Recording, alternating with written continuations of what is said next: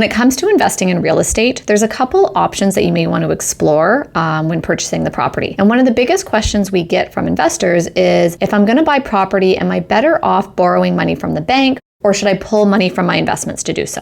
This is a common dilemma that a lot of investors face when they're trying to balance their real estate investments with some of their other investment goals. In this video, I'll share how a client of ours, Miranda, was able to buy her real estate property, keep her investment portfolio, and reduce her borrowing costs by half. We're going to review how she leveraged her investment portfolio to create an interest-free loan, all while pursuing her goal of owning real estate. To give you a bit of background on this story, Miranda came to us because she was looking to buy a property that she could build a new home on, all while staying in her existing home while the construction was taking place. So she wanted to buy a plot of land and wanted to know if she should borrow money from the bank or pull from her investment portfolio to pay for the property. In other words, she was asking us the question, will my investment portfolio make more money than I will be charged in interest costs from a loan? We explained to Miranda that in the short term, say a year or two, it could be hard to predict which strategy was better.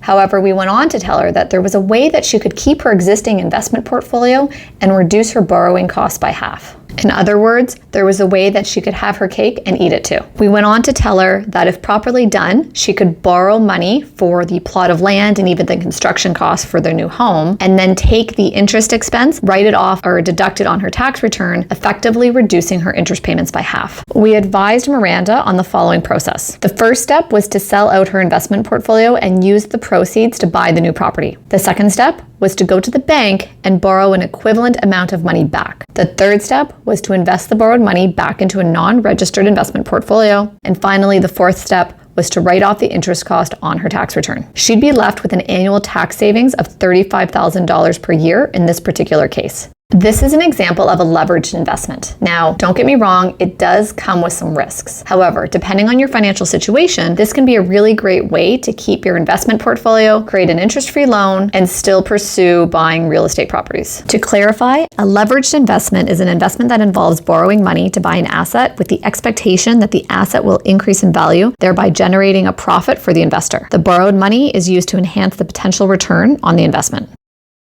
Leveraged investments also come with tax benefits. Again, in the example we used today, the investor was able to deduct the interest expense off their tax return, thereby reducing the total amount of taxes they had to pay. Earlier, I mentioned that there are risks associated with leveraged investing. Specifically, if the value of the asset that you have borrowed money to go buy declines in value, there's a possibility that you may not be able to repay the loan if the value of the asset declines enough and does not recover. However, with the right planning, execution, and risk management, a leveraged investment can still be a great tool for any investors that are looking to grow their wealth. If you find yourself in a similar situation as Miranda and want to know if a leveraged investment is the right choice for you, our team at Ferguson Financial Planning would be pleased to meet with you for a consultation, and you can book one with us using the link below in our description. If you like this video, be sure to check out our other articles where we regularly post market updates and investing strategies like this. Be sure to like and subscribe or leave a comment if you like today's video. Thank you for watching.